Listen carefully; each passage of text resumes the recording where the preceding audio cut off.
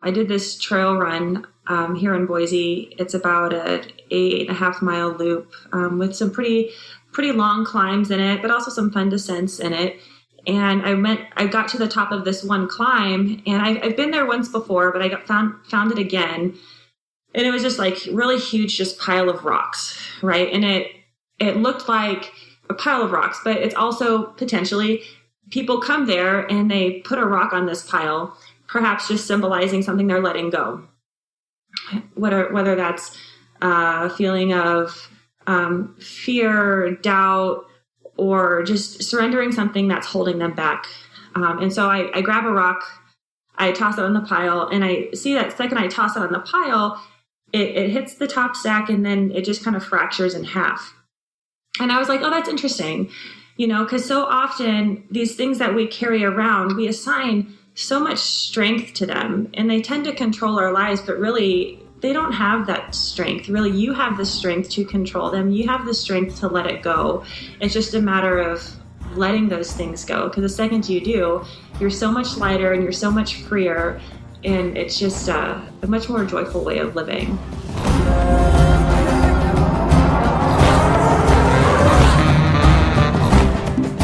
Welcome to the Yogi Triathlete podcast. We are Jess and BJ, and we're on a mission to create a better world. We're doing this by encouraging everyone that crosses our path to become more of who they are.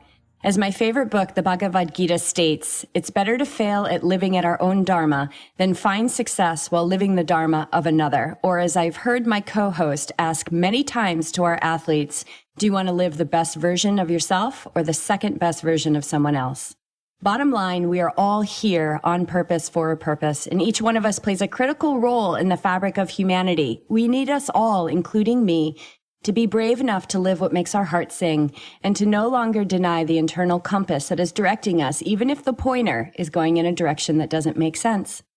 Professional triathlete Danielle Dingman is our guest today, and I have heard her declare that she believes that she is doing what she is supposed to be doing in this life. And folks, she's got the resume to back it up. As a high school runner, Danielle was a 6-time Florida state champion in track. She was collegiate All-American at Baylor University, and she qualified for the 2008 Olympic trials in the steeplechase. After college, Danielle went on to become a professional cyclist and eventually a professional triathlete in 2017, which was her first year of racing triathlon. Since turning pro, she has been no stranger to the podium, claiming her first professional win at Eagleman 70.3 in 2019. And earlier this year, Danielle snagged a second-place finish at Ironman 70.3 Dubai, third place at Ironman 70.3 Campeche. But why she is here today is because we are going to smack down, because we love to do that, her experience taking the win at the Bear Lake Brawl, which, thanks to the PTO, was brought to the forefront of the triathlon community in the last few weeks, calling pros from all over to pack their bags and race. We're grateful to have this champion with us today, and we're excited to dive in. Danielle, welcome to the show. Hi, thank you for having me. So you are fresh off this race. It's Friday. The race was it? I think it was Saturday, right? Saturday right? Race. Yes, it was on Saturday. So for those that, because we have a lot of straight up runners that listen to this podcast as well. So for those who don't know what the PTO is, can you give them a little information on that and why they're so important to triathlon? Yeah, so the Professional Triathletes Organization is really working to raise triathlon to the next level. We have like golf and tennis who, early on weren't quite as recognized until some organizations came in and really enhanced it and gave it a lot of coverage that the sports deserve. And so the same way, triathlon is exciting. But, when people think of triathlon, they think the one thing that comes to their mind is Kona, right? But there's a lot more that goes on in triathlon besides that. And so the PTO has really been putting a lot of time and resources into elevating triathlon and in supporting the professional triathletes that are in it. Because, as pros, I mean, it is tough to make it in triathlon. Primarily one, there's not really like a guidebook on how to do it. But then, finding sponsors and figuring out how to make a living at it is challenging. But the PTO has really been doing a good job of pooling resources and people to make it easier for professional triathletes to make it, I guess you could say. Yeah. So this was the first pro race on American soil since before pre-COVID times. And tell us when you got the news that this was going to happen, and how long was that before you realized, like, oh my God, I'm racing? Yeah, I found out about the Bear Lake Brawl about 2 weeks prior to the race. So it was a bit of a shock. Yeah, especially because I had been nursing actually a quad issue for a while. So I had backed off training just to let it heal. And so when I heard about it, I'm like, I don't really feel quite as ready as if you had asked me earlier this summer. But hey, you know what? It's racing. We're doing this for fun. So let's go do it. Did you get a little jump in your heart when they said that they were going to race? Were you like, oh, like super excited? Anxiety. Yeah, that's a good way to put it.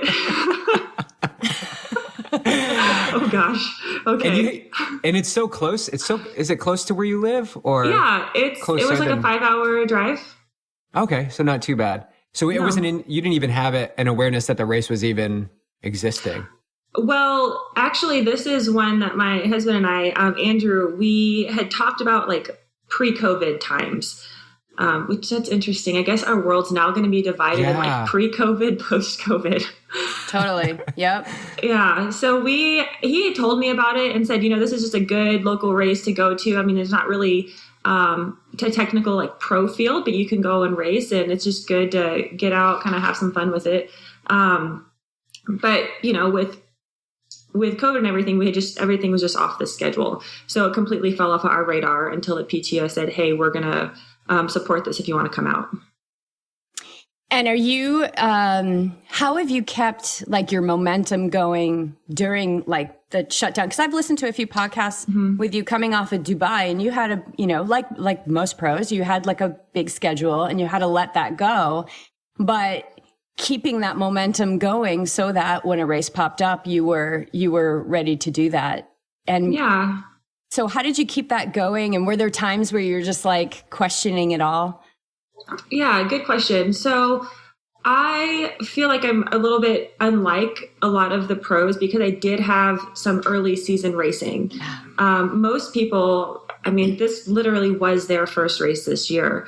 And so I was really grateful to have Dubai and Campeche under my belt. And so when COVID came around, I'm like, you know what, that's fine. Like, I'm actually okay with taking a little bit of a break right now. Campeche was a really hard race. So I was like, okay, I'm just going to take a few weeks of downtime, and then we'll just kind of see how all this pans out. Well, this whole thing's extended a lot longer than anybody would have hoped. And so I would say, it did get tough at a few times, but I did start working with a new coach just after Campeche in the beginning of April. I'm working with Adam Zuko of Superfly Coaching, and then also started working with a new strength coach that's a Cooper with Delta 5 Performance. And so kind of having those new people on the team was just kind of like, okay, let's just focus on the training.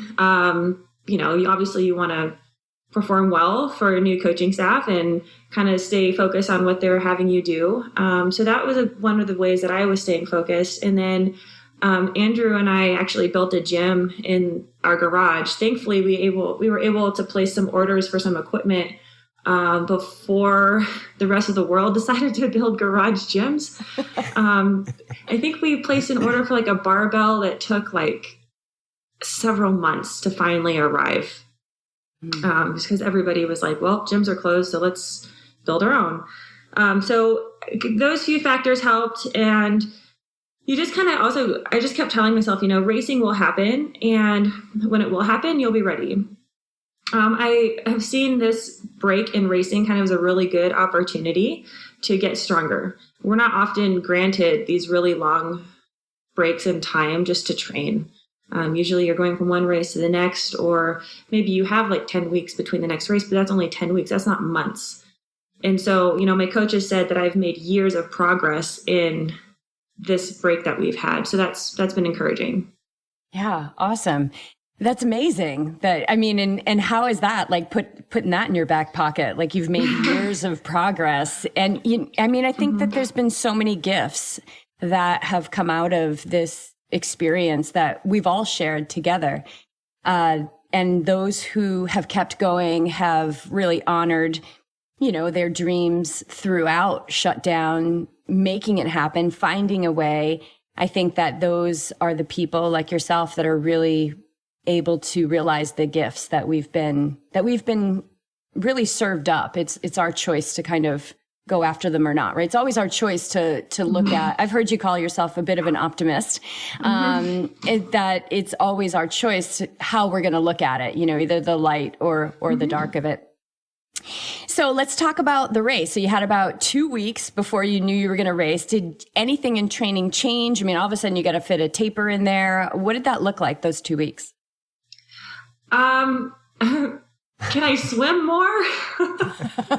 Because, the swimming's been kind of non-existent in comparison to normal swim load, just because of pools not having the same access as before. So I decided to the pool that I normally go to has a restriction of only 3 45-minute sessions a week. And so, that's better than nothing. But for me, having swim as a weakness, I need more time than that. And so I actually ended up canceling that pool membership, and I found another one that's about 35 minutes away, which is a bit longer than I'd prefer to drive, but it doesn't have any restrictions. And so I joined that pool, and I, kind of got in some frantic speed sessions to try to get some work in.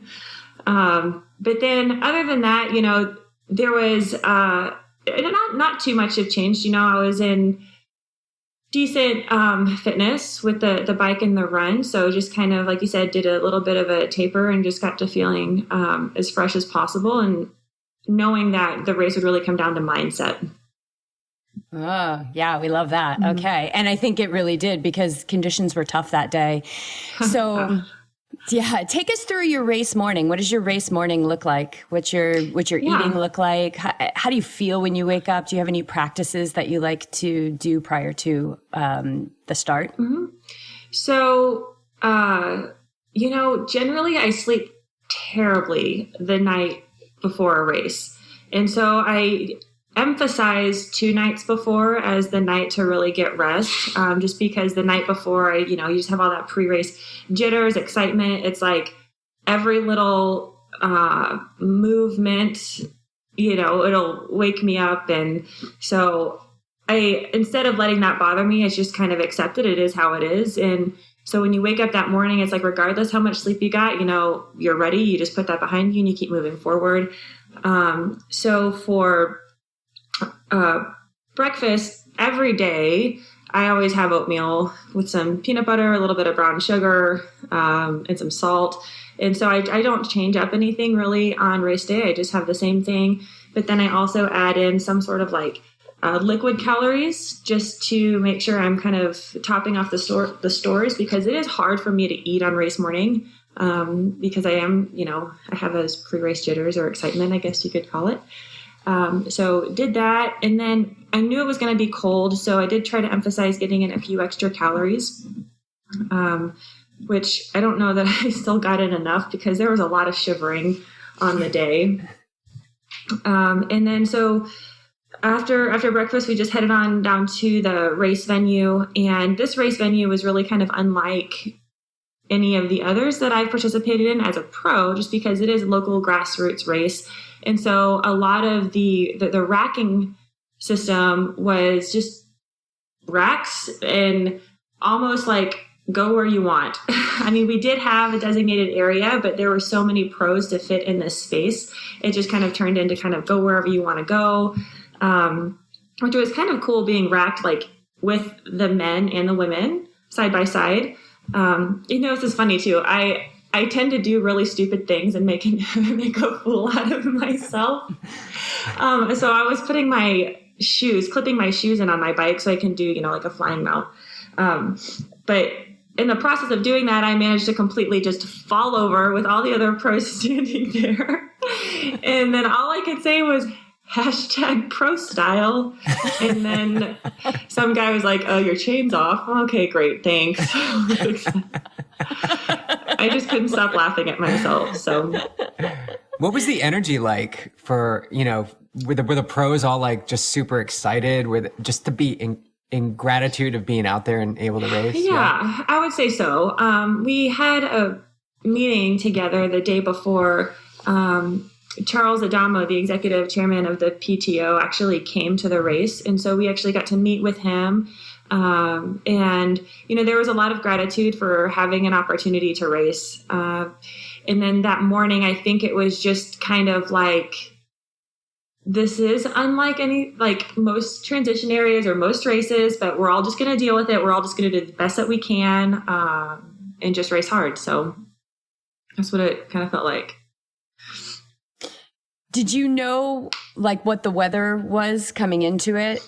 Because I think, was it the day before was pretty nice, or I'm not quite sure. The day before and the day after were both beautiful.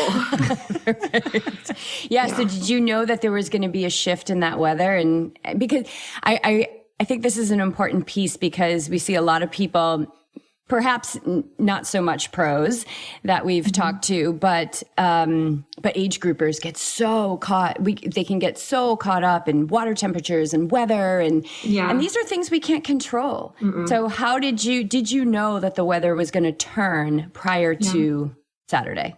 So sometime earlier in the week, we checked the weather and saw the chance of rain was kind of around 50% or so. So I'm like, okay, it might rain, it might not. I tend to not put a whole ton of stock in the Weather Channel app because it changes, right? Weather, it can change. And so I was like, okay, well, it is what it is right now. We'll see what happens on race day. So it was cold, so I made sure I brought some extra layers to wear before the race, just to make sure I didn't get too chilled.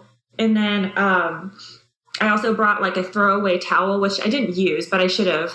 I kind of forgot about it, but I did bring a throwaway towel just to have over my shoulders, even just standing in the wetsuit on the beach, just to try to stay warm. But so the conditions were definitely less than ideal. And when I was standing on the beach and we were just waiting there, and there was a delay, and then one of the buoys was being swept out into the middle of the pond, the lake. I was going to say ocean, lake. So one of the buoys was being swept off. It looked like an ocean. It was swept out to sea. And so they changed the course multiple times. And then there was the sheriff there. And the sheriff's like, no, we don't really want you to have the race because the risk is high. And so they changed it again to where the swim was predominantly in a fairly shallow area, so that if you needed to stand up or get back to shore, you could do that safely. And in standing there with the wind just kind of battering us and the water was freezing, there was people that were saying, I don't want to do this. I just want to go home. It's not worth it to me.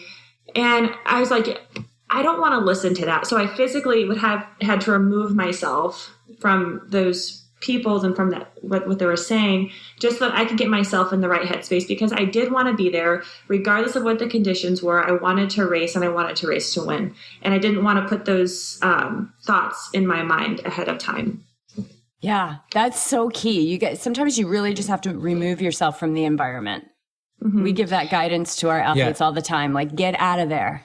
The environment is stronger than your will. So it's for most people, and you're a very motivated person, but most people would succumb to that energy and join that vibe, that discussion, and jump on board because it's the safe route. It's the safer route, you guess you could say, which is what the mind wants to do. It wants to keep us safe for the most part, wants to keep us comfortable. But it sounds like you just had a switch where it's like, okay, this is not in alignment with where I want to go. So do you do mindset work? Do you train the mind in a specific way outside of just on the trainer? So one of the key things that I do, I'll say specifically leading up to a race, and depending which race it is and what my goals are for that race, I actually spend quite a bit of time. Generally, it's like right before I fall asleep, just right before bed. I will visualize every part of it. From the time that I show up, I rack my bike, I mount the bike, I'm on the bike, and then I actually visualize the things that I'm thinking when I'm on the bike, how I'm feeling, how I want to feel. I visualize the clean dismount, the transition, the run, catching up to people, passing people, and then I even visualize like how I feel or how I want to feel when I finish the race. And obviously, as I get closer to that race, it becomes a little bit more thorough. And I really feel like that's been really helpful. And it's one of the biggest things is like, I knew what I like for Dubai, for example, I knew that the finish of that race was going to be really positive. I knew I was going to feel really good when I crossed that finish line. I knew that I was going to have given everything I had to do well in that race. Obviously, I didn't know exactly what my finish would be, but I knew how I wanted to feel. Generally, meeting my goals for that correlate with how I'm feeling, if that makes sense, right? Mm-hmm. And so it's kind of the same thing here. I was really motivated before this race because, I felt kind of like an underdog going in, right? If you look at some of the rankings that the PTO has developed, I'm ranked 98 and I'm going against girls that are ranked in the top 10 and 20, right? And so I'm like, rankings don't mean anything. Like, I know I'm strong, I know I'm fit, and I know I'm going to go out there and compete and perform well. So don't underestimate me. That was kind of my motivation when I had going into it. So let's talk about the swim as someone who has spoken about not having the swim being your strength. You were a professional cyclist, longtime runner. You clearly have the legs. You're going into the swim now with course has been like reorganized a couple of times. And I've heard people say it was like the craziest swim of their life. Did you feel the same way? You're saying yes. Yes. It definitely was crazy. It's like they just threw you in this gigantic washing machine and said, good luck. At most races, they probably would have just canceled the swim. But thankfully, where the swim was, like I said, you could put your feet down if you felt uncomfortable in most of it and kind of get your bearings. And so the swim, like there was kind of a long run in about knee to thigh high water to the first buoy. And then even at the first buoy, it was still pretty shallow. So there was kind of a lot of like dolphin diving or just kind of like getting your bearings with everything. And we had to do like 3 out and backs, which kind of creates chaos when you have some people swimming one direction and then other people swimming the other direction. So there was a lot of like bumping heads. But yeah, I think for everybody, there was just kind of this sense of like, this is really cold. I'm also at altitude. This is crazy, So it's like, you have to, like, for me, I just had to let some of the feelings go. Like, you let them come, you deal with it, you do what you can in the moment, and then you just let it go. Because it does get better if you can just get past that feeling. So the water's choppy, the wind is blowing, you got people going in a couple different directions. You're doing this multi-lap. I mean, like 3 loops on the swim for half Ironman distances. That's a lot of loops. Do you also have like the age groupers in there too at this point? Or was there a big space between pros going and age groupers going? There wasn't a big space. We were told originally we would have 10 seconds in between each pro, right? So there was a random draw. We were all assigned numbers. I was number 10. So basically we just lined up, 1 through whatever on the beach, and they went to the first person. Okay, what number are you? Number 1. And they said the next person, what number are you? 2. Okay, go. Number 3, go. Number 4, go. So it was more of like 2 to 3 seconds in between us, which meant that we could actually, like a group was formed. I ran pretty quickly into the water so I could try to get to most of the people and swim with people. So that was good that we didn't actually have a full 10 seconds. But then because of that, you know, the men were pretty much right on top of us because the men went after us, and then they sent the age groupers off. So the first loop was a little bit spaced out, but then by loop 2, I mean, everybody was on the course. So yeah, it was sounds like pretty chaotic. Like a swimming mosh pit. Like being on the floor at a concert, but like being in water and swimming. Sounds nuts. And maybe the swimming mosh pit would be the only place that I'd be okay with like crowd surfing. Yeah. You can just carry me, that's fine. Were you able to find a groove? Did you find some feet? Were you in a group? Like, did you have flow in there in the chaos? It was tough to establish flow on the way out just because it seemed like the way out was where you had like the wind and the waves in your face. But you know, I was still around some of the other pros, the pro women. So I found that was encouraging, that like, okay, I'm not the only person out here that's struggling. And then the way back, we had a bit of a push, I guess. And so the way back was easier to find more rhythm than it was on the way out. But yeah, it was tough. Yeah. Happy to survive it. Yes. Coming out of, were you super excited to hit land and just get out and run to T1? Yeah.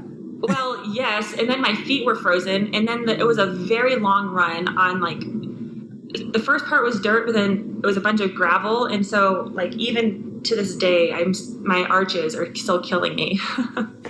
From running on frozen feet on roots. Yeah. This is like hard. Talk about getting back. Like this is grassroots race, but like really getting back to the roots, right? Like really kind of gnarly race. So I think you came out of the water 7th.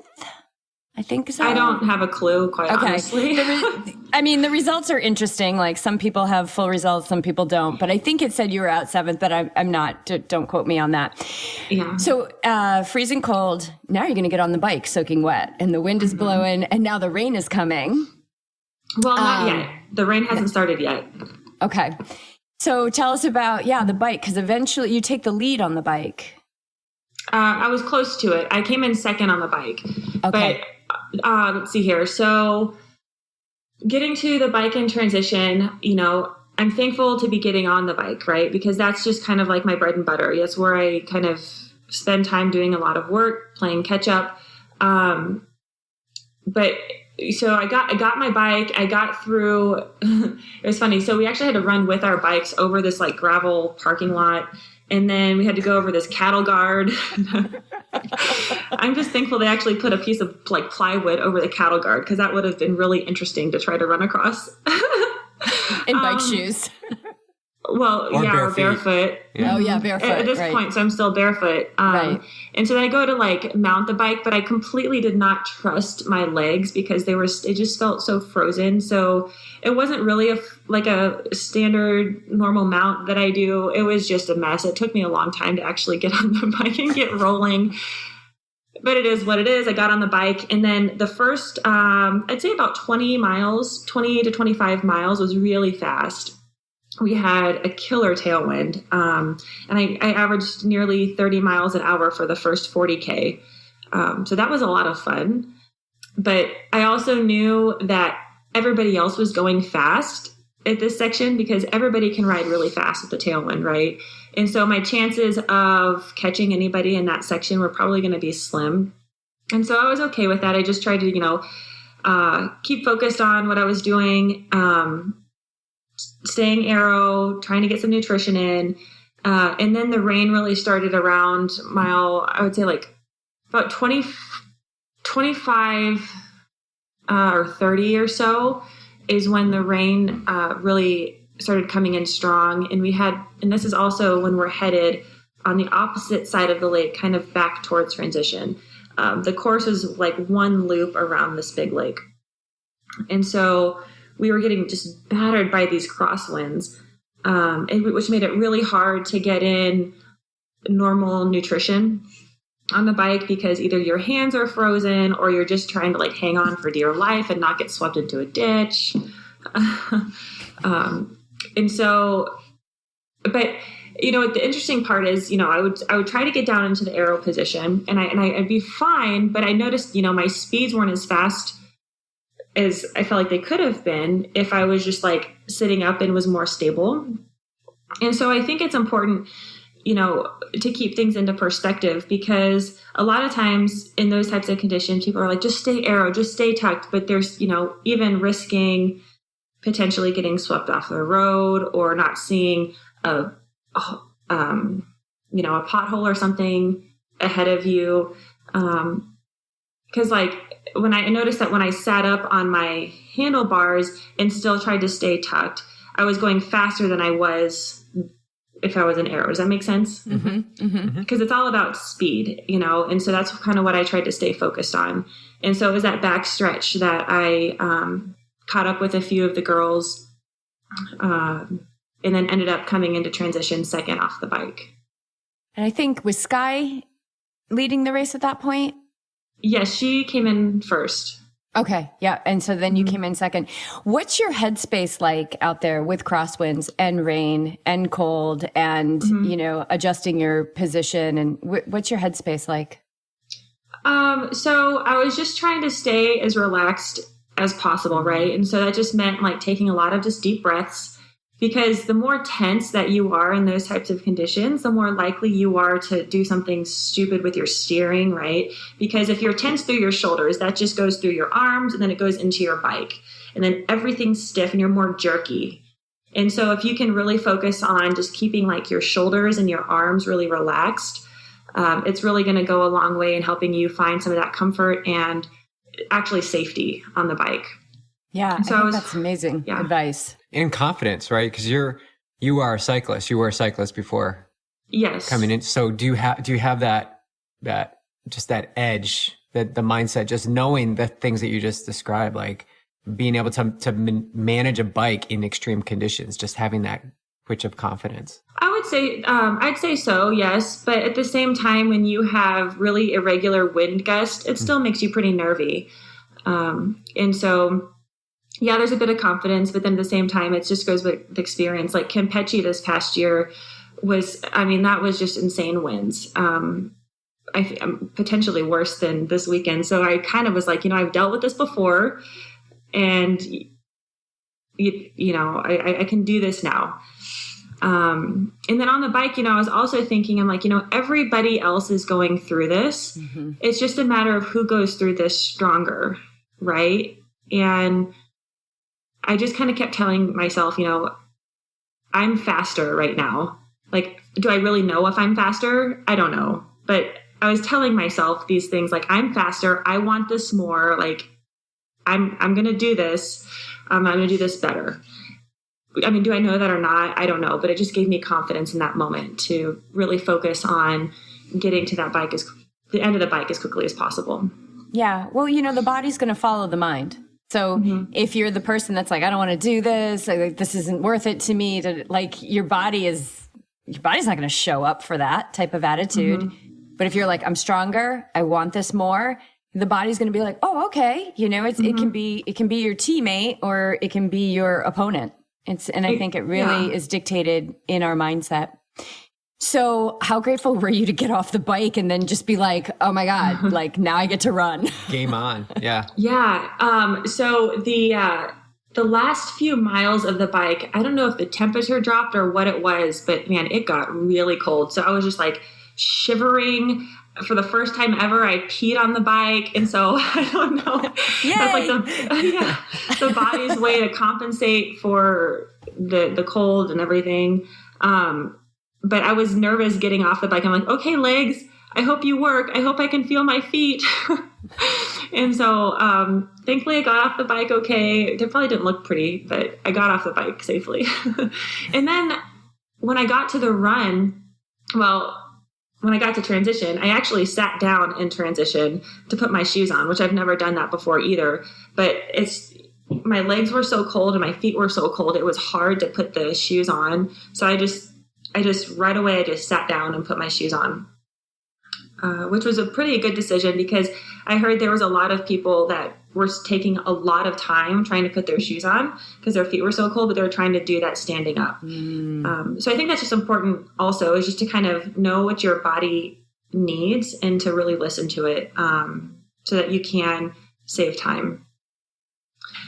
And so when I got onto the run, someone told me that I was only 30 seconds behind Sky. And I'm like, is that right? Because I could have sworn I saw her and I counted that she was like 7 minutes up the road. So I think I saw like a Sky lookalike or something.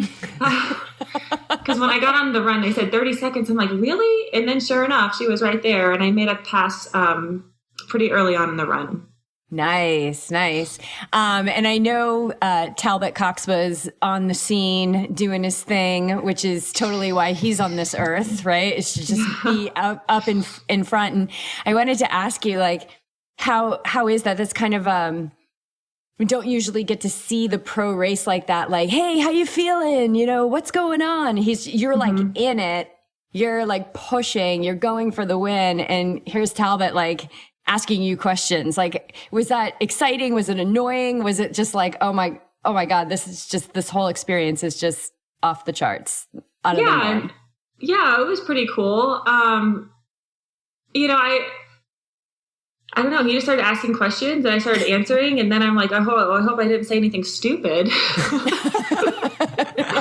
I know, because you're like, you don't really have your wits about you. Yeah. And I'm thinking, okay, don't sound out of breath. Composed, totally composed. Yeah. I mean, as spectators, because we were kind of following that coverage, right? Like, everybody's excited that we get to see some pros racing. We loved it. Like, I love the kind of get in your, I guess it's kind of like get in your face, but it's like right in the middle of the action. And just to see like that you guys are experiencing the same thing that we're all experiencing, just at a different pace, just in a different group, you know? Yeah. And so I thought it was really cool. I liked how the PTO allowed him in there and allowed him to get in there. So let's talk about the run. How did you feel on the run? Because I'm thinking, I think it's amazing that you peed on the bike, that your body had anything extra to like expel. Because I would think that calories were low that day. Hard to take it in when it's cold. So how are you feeling on the run? So the first, going into the run, I really just wanted to monitor my breathing and cadence, right? Just to kind of run off of feel and not so much worry about pace, because I knew, being in altitude was going to be different for me, right?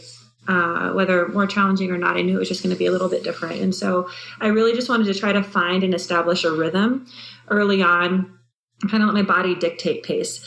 And so when I saw the first mile go across, it was about a 6-minute mile. I'm like, oh, okay, that's a lot faster than I, wanted to go, but it's fine or whatever. So I'll just keep running. And so the next mile was like 5:58. The next one like 5:58. I'm like, okay, wow. Okay. So this is going a lot better than I expected. I'm feeling really good. And then as I approached the turnaround, things kind of took a turn. The lack of nutrition definitely caught up with me. It just kind of became just more challenging to maintain that same pace. But it wasn't so much my legs. I could just feel it just kind of a total body fatigue. My brain felt like it was just like I wanted to go to sleep almost. I don't know if you ever felt that way, but it's like, I just want to like lay down in the ditch and go to sleep. And I was just kind of like lightheaded, and I felt like I couldn't turn my head because if I did, it would just start spinning. And so it became a matter of just stay focused. You're going to get there. I knew I had a really significant lead on second place, so I didn't have to worry as much about my pace. I just had to really get myself to the finish line. Were there aid stations available in this race? Or yes, there were. There weren't many. We're generally accustomed to maybe an aid station every mile, but with as cold as it was, it wasn't really needed to be that frequent. But they had like water cups and some Gatorade cups on a table, so you just had to like grab it off the table. There were some tables where people were passing them out, but more often than not, you just had to like run past it or walk past it and just grab one without knocking everything else over. But I could, so it was water and Gatorade, but I could tell I was really kind of wanting Coke, or something like that out there. I think that would have helped out a lot. Did you carry anything, did you bring any base products with you? So I had a flask, that had about 400 calories in it, but then at some point my body stopped accepting the nutrition, just kind of started vomiting it up. And so I only consumed maybe 200 calories on the run, just because every time I took a swig of it, it just kind of wanted to throw it back up. And I think part of that was just, the stress that the body had gone through up until that point. I honestly think it could have been anything that I tried to consume. My body wouldn't have really wanted it. I think it shows how important cola is on the course. Mm-hmm. I use it religiously on the run. Like I can't wait to get to the run to use the cola because I feel like that's my main fuel source. But yeah, it definitely adds a twist to the whole day when your body is revolting. Like you can't get the nutrition in to pull yourself through. So how do you pull yourself up out of that feeling, right? Not attached to the feeling, like keep them separate. Yeah. So on the run, thankfully I ended up running alongside one of the male pros, Jesse Vonderchek. And he was already in a money spot, and he, wasn't moving up or anything at that point. I think because like the person in front of him was like way ahead. And so he was happy where he was. So he actually just decided to run with me, and he started telling me stories, and we just kind of started talking. So that, quite honestly, that helped. It kind of helped take my mind off of what I was feeling. Because I think if I was just out there by myself, it just would have been really, really extra hard. Yeah. Do you know what kind of lead you had on Sky at this point? Yeah, so Jocelyn McCauley was out there. She actually went to the race. She didn't finish, but she actually that was because the cold would have really affected her much more than others, and so she decided for her safety she needed to pull out. But what she did is that she got back out on the course, and she was giving some run splits and run times and places to people. And that was really helpful to have that voice out there. And so she told me that I had about 2.5 minutes up on Sky. Nice. So, that feels good. You said you took only about 200 calories in on the run. What do you think you took in on the bike? On the bike, I had probably about 800 calories, which is pretty good. Yeah. Yeah, because I think your bike split was just over 2 hours, 2:08 or something like that, which is pretty darn fast on a super tough, windy day. Okay, so you got the lead. You're running with a storyteller. Like things are going pretty darn well for you, and you take the win. So 2.5 miles. 2.5 minute lead. But you still have miles to go. Anything can happen, right? But when do you feel like I've got this? Like I'm taking this on. Quite honestly, the second that I stepped into that lead position, I felt that way. The latter half was challenging, but I also knew that other people were dealing with the same feelings. And so I wasn't really too concerned about people running significantly faster to catch me. I think it was just like, you just have to get yourself to the finish line. Because if you can get yourself to the finish line, you'll have the win. You just don't stop running. Yeah. Good. Yeah. So tell us about the finish line. Like, how did that feel to just be done with this crazy day? Yeah. So it's interesting. The finish line was really, let's say uneventful. It wasn't like, generally there's like, a big balloon banner thing or like a finishing tape, but it was just kind of like a timing mat. It was like, okay, you're done now. Oh, thanks. And yeah. And I actually decided, I'm just going to walk across the finish line just because I can and I'm tired of running. And so I did. And then Andrew was there right there at the finish line. And so I just collapsed right into his arms and it was perfect. Yeah. How did you, your body definitely was in a deficit with the effort, with the conditions, the shivering. There's so much the body's doing to keep you stabilized as you continue to push, especially in conditions like that. Mm-hmm. So what does your recovery look like? How did you recover from that? Were you able to eat pretty close to the finish or? So I actually had like a protein shake or something that was in the car, which it took a while to actually get to that, just with like some post-race interviews and pictures and whatnot, just fine. So I think I got that in like maybe within an hour after the race. And then we had a big pizza later, which was really great.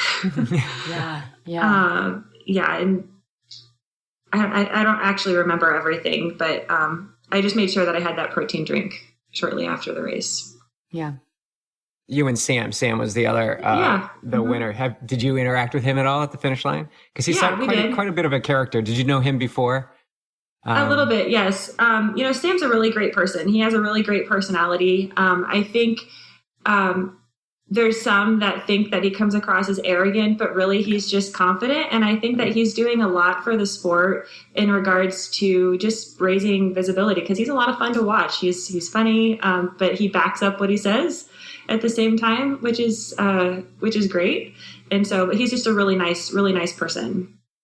Yeah, he's so young. We had him on the podcast, and he's been in the sport like pretty much all his life. This is what he knows, and he travels with his family, and he lives with his mom and dad, and he's just got this. He's got this innocence, but yes, he's got this like boldness to him. But he's got the confidence, and I think what we see mostly is his age, right? Because he's young, and so we expect it to be like, well, we haven't proven anything yet. But each time he goes out and puts his body and mind to the test, he's accomplishing much more than a lot of people would even attempt to do. So he's willing to fail, which I think is quite a big value in an endurance athlete. Do you see his career? I just want to touch on Sam. Do you see his progression continually rising? And absolutely. I think if he stays healthy and is smart about his training, he's absolutely going to do really well in the sport. Yeah, he's super sweet. And you have a career ahead of you too. You've been an athlete your whole life, but really 2020 is your third full year of racing triathlon. So I think you're onto something. And I have heard you say that like you feel like you're doing what you're supposed to do. And I know how that feels. But how would you describe that? Yeah. Like when you're just doing what you're supposed to do here.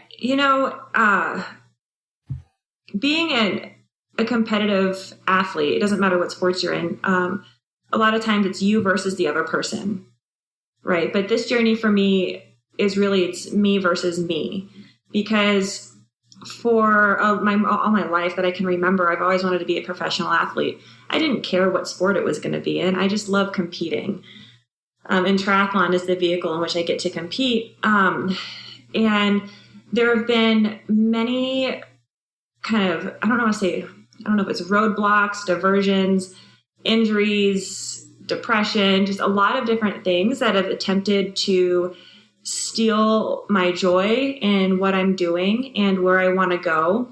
And so I've just come to the point where it's just like, enough's enough. That's not part of my life. This is what I'm doing, and I'm owning it, and I'm not allowing those fears, those anxieties, those burdens, whatever it is. I'm not letting those things stop me from going where I want to go. And so I think that's just, that's really important for me. And, I'm really thankful that I have my husband, Andrew. We just got married a couple of weeks ago, too. And he's just been really supportive through all of this, and has, it's really just allowing me to live the dreams that I feel like I've been given to live. So. And there's always going to be those, let's call them opportunities. That's what we like to call them, like big opportunities. But there's always going to be opportunities. So it's we're never ever going to get rid of them, but we can work on how we react to them. We can work on our relationship to them and use them like you did, like use them to gain power and strength and confidence in allowing yourself to do what you love, because there's going to constantly be things out there that saying like, you're not good enough. You're not fast enough. You're not smart enough. Right. And if we continually like give into them or even give into a few of them, we're going to be backpedaling. So we owe it to ourselves. We owe it. Exactly. And it's funny. So I went on this run yesterday and I posted it in my story. I did this trail run here in Boise. It's about an 8.5 mile loop with some pretty long climbs in it, but also some fun descents in it. And I got to the top of this one climb, and I've been there once before, but I found it again. And it was just like really huge, just pile of rocks. Right. And it looked like, to me, it's a pile of rocks, but it's also potentially people come there and they put a rock on this pile, perhaps just symbolizing something they're letting go. Whether that's a feeling of fear, doubt, or just surrendering something that's holding them back. And so I grab a rock, I toss it on the pile, and I see that second I toss it on the pile, it hits the top stack and then it just kind of fractures in half. And I was like, oh, that's interesting, because so often these things that we carry around, we assign so much strength to them and they tend to control our lives, but really they don't have that strength. Really, you have the strength to control them. You have the strength to let it go. It's just a matter of letting those things go. Because the second you do, you're so much lighter and you're so much freer. And it's just a much more joyful way of living. Mm-hmm. Yeah. Yeah. Just because you're living like your purpose or you're living your dream, whatever languaging we want to put around it. And I would even argue that when you do that, the mountains that you're going to be asked to move are really big. Like that the obstacles that you are going to face along the way are perhaps bigger than if you chose another way to live that was a little bit safer and a little bit smaller and not so big and brave and vulnerable. So, but I appreciate so much people like you that are doing it. And we know very well, and for our own relevant path that it can bring you to your knees. And I want to encourage everyone to just kind of Google you up. You've got some great podcasts that you've talked about your struggles along the way and your background. And I didn't necessarily want to repeat that because it's already been done, but you've been very open and honest about, injuries that you've had and tough times that you've had. And there was one time like in college where you're running, your dream for being a professional runner kind of came to an end abruptly. And you had that dark night of the soul, but the one thing that you said is that athlete inside, like it just never went away. It just never went away. And that's the thing, is that if it's on your heart, it's never going to go away. Like you can only deny it for so long. So to wrap this whole conversation up, and I've really enjoyed hearing all about the race. Thank you so much. But to kind of wrap it up in a big way, if somebody's kind of got that internal compass that's saying like, no, go over here, but it's just, they're like, I can't, it doesn't make sense. How can I make money doing that? Like what do you, as somebody who's living that, what kind of words could you share with them? This is going to sound so cliche, but where there's a will, there's a way. If it's something that has just been on your heart and mind for so long, ignoring it takes so much more effort than actually going after it. It's really hard to live in that way where you're denying yourself what you can just call your purpose, and if that's something that's calling to you, that really has to be your only option, is to go after your purpose. It's who you are. It's who you're meant to be. Don't be afraid of it. It's going to be hard, but tell you what, it's going to be so, so, so worth it in the end. That's beautiful. I love that.